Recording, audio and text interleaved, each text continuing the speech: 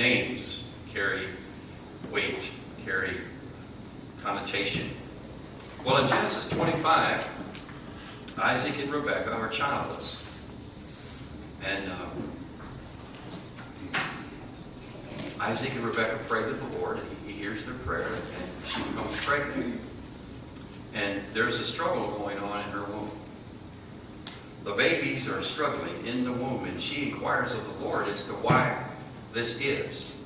I mean, we used to watch the baby in the womb. You can see the stomach move, but when you got two in there, and you've got two nations, the Lord tells her, there are two nations in your womb, and they're struggling. And by the way, the older is going to serve the younger. We're talking here about Jacob and Esau. Well, Rebekah had the word that Jacob was going to be served by Esau, the older brother. When Esau was born, he was red and hairy. It's almost indicated that he had hair all over his body, even as a baby. I've never seen a hairy baby like that. But anyway, his name means red, hairy. And Jacob was born second. And when Jacob was born, it said that he had a hold of his brother's heel. So they named him Jacob because it means heel grabber. What a name. What a tag. Supplanter. Sneaky. You ever had any sneaky kids? Some kids, just by virtue of their nature, they're a little more sneakier than others. We've had one or two sneaky kids. Anybody ever had a sneaky child? So in Genesis 25, Esau, they're older now, Esau sells his birthright. He comes in hungry from the field. I'm just kind of laying a little bit of groundwork for you here without telling you the entire story from Genesis 25 to 32.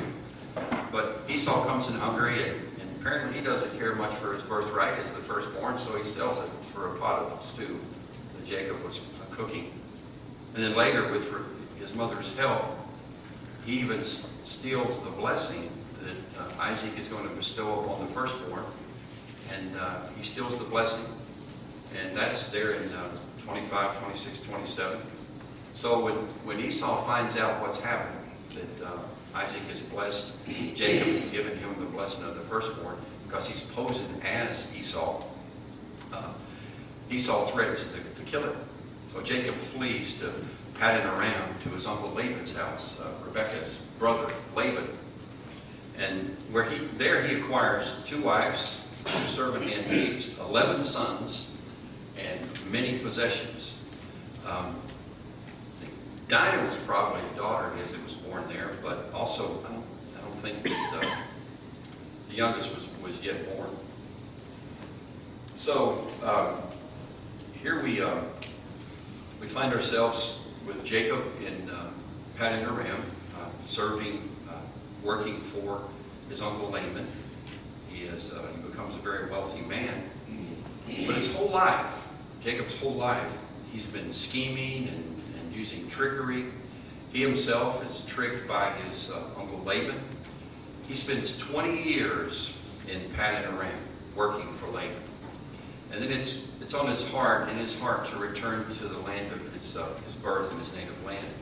So after 20 years, Jacob returns home.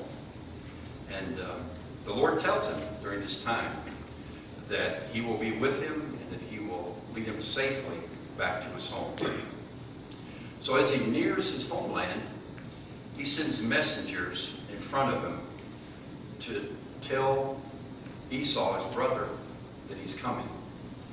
Well, the messengers return, and Jacob says, well, what did you find out from my brother?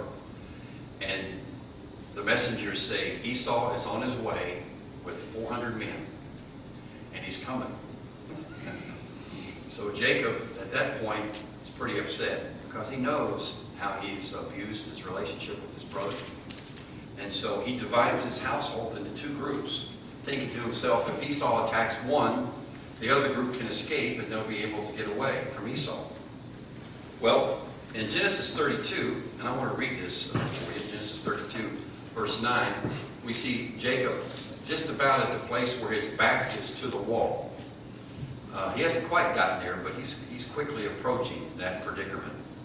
So at all this information that's coming to him, the fact that he's returning home, he wants to try to patch it up with his brother,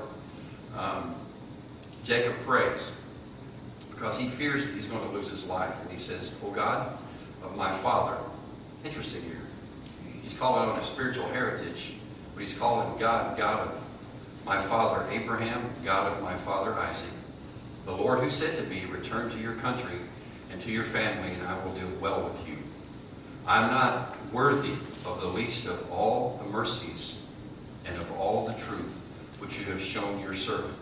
For I crossed over this Jordan with my staff, and now I have become two companies." When he left the country, he only had a staff. Now he's back with herds, and family, and wives. Too many, by the way.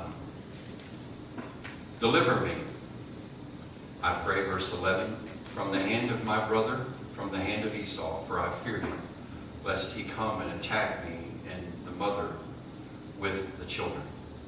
For you said, I will surely treat you well and make your descendants as the sand of the sea, which cannot be numbered for multitude.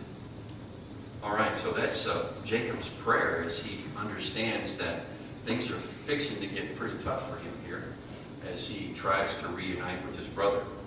Now, what does he do? He sends gifts ahead in groups of 3. He sends a total of 220 goats, 220 sheep, 30 camels with their young, 50 cows, and 30 donkeys. And he breaks them up into 3 groups, and he sends them out. And he tells the people that are with the herds, when you see Esau, tell him that these are from Jacob, and they're gifts, and I want to make peace. So ahead of him, he sends 3 waves of all this livestock, and with herdsmen to protect them. So here we find ourselves now at the passage that we read this morning in Genesis 32, 22 through 32. And Jacob in verse 24 is all alone. Here he is by himself at the Jabbok River. Jabbok means the place of pouring out, or the place of crossing over. He had been alone in Bethel when he left his homeland. And as he began his journey to Paddan Aram, and Bethel had been a place of blessing for Jacob. He'd had a dream there. He placed his head upon a stone and had a dream of a ladder ascending to heaven and angels going up and down that ladder, back and forth. A place where God spoke to him. He remembered that Bethel was a place of blessing. Well, here at the Jabbok River, his back is to the wall. There's no going back to Paddan Aram.